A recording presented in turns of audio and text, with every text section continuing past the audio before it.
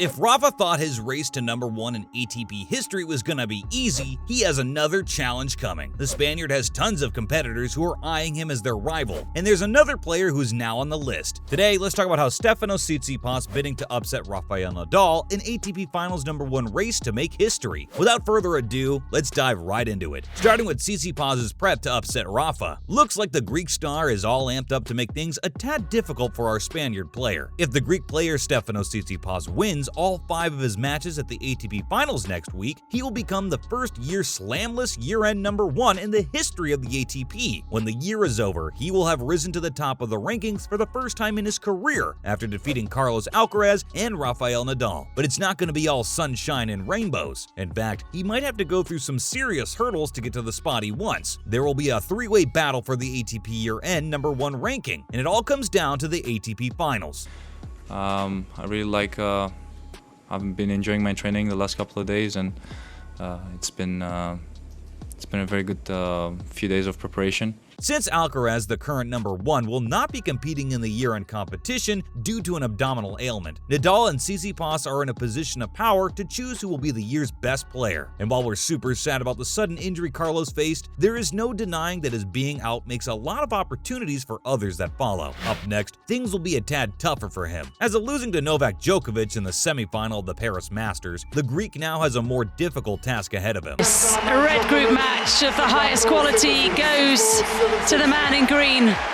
If he wants to take the #1 ranking away from the 2 Spaniards, he must win the ATP Finals without losing a single match in his round-robin stage to snatch the ranking away from the 2 Spaniards. Now, on the other hand, Nadal can win the title by going 2-1 or 1-2 in his group matches for the week. If the current #3 wins the tournament without losing a set, he will become the first year-end #1 in ATP history, never to have won a Grand Slam title in his career, and the first year-end #1 in 40 years not to win a major championship in that year. Moving on, the year our Greek star has been having. This year, Tsitsipas has already had a shot at the #1 ranking, as he was one of the 5 players vying for that honor at the US Open, where it was ultimately won by Alcaraz, the youngest man in ATP history, and lost by the 24-year-old Tsitsipas in the first round to a surprise opponent in Daniel Alahi Galan. The 9-time champion was disappointed at not being able to compete for the top spot. After losing to the then world number 94, he said that he was incredibly motivated and hyped before the US Open began, because he thought he could utilize this event to go closer to the #1 slot. He also added, "It would be very weird and very unusual if it didn't cross my mind, because this is something I wanted since I was a kid, and I know this is my chance now to step it up."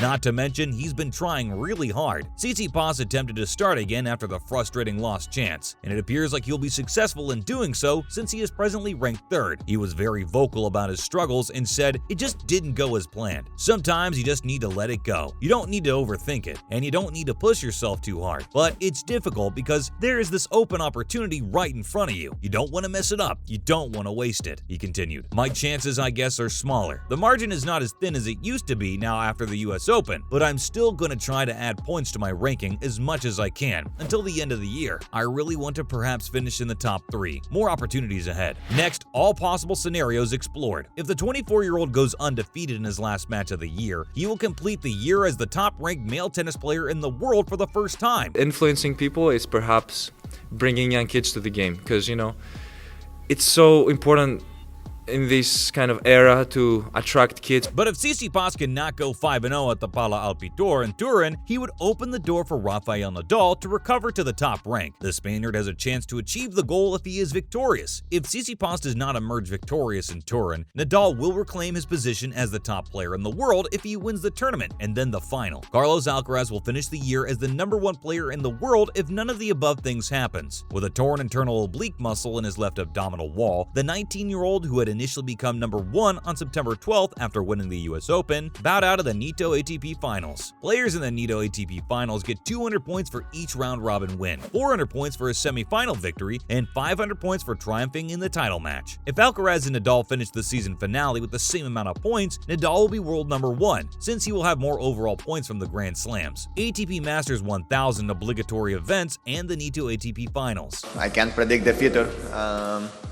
Looks difficult, honestly, but at the same time, when I was Djokovic, a 7-time year-end world number 1, will not be a contender for Turin's year-end number 1 title. Let's talk about how Roger Federer's protege believes he is close to the level of Carlos Alcaraz and Holger Rune. The 20-year-old is Roger Federer's former practice partner and the next promising Swiss tennis player. He is certain that his big break will come soon, and we can't wait to see how things turn out. Dominic Stricker, like Carlos Alcaraz and Holger Rune before him, is aiming high for his first appearance in the next-gen finals. Stricker, 18, Tennisprofi und doppelte Junior Grand Slam-Sieger von Paris.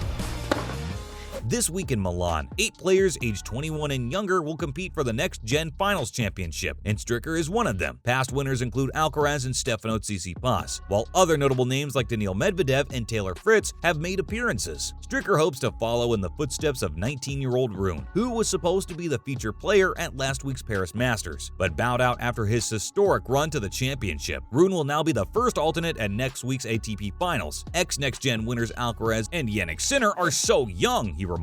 Not to forget, he's been doing pretty well. The 111th ranked player in the world has won 2 Challenger Championships this year and 4 matches in the top 40. He now hopes to make a mark on the main ATP Tour. Oh,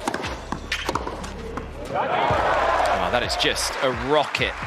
He went on to say, "These guys are doing a great job, and I don't see that there's a big gap between us, but I just have to keep doing my thing and it will come, I hope." As a former training partner of Federer's, the young Swiss star already has a valuable experience competing against one of the top players in the sport. Stricker's coach, Sven Swinnen, trained regularly with the 20-time major winner when they were both kids in Switzerland. "It is lucky," Swinnen said. "Roger invited Dominic to Dubai twice already to do some practice, some preseason stuff, so that was really helpful. Roger knows us now pretty well, and we got some really good tips from him. Now, if the man is Roger Federer looking after him, you can only imagine the level of tennis that he'll be playing." Stricker said that he looked up to the 103-time champion just because he was a fellow Swiss player,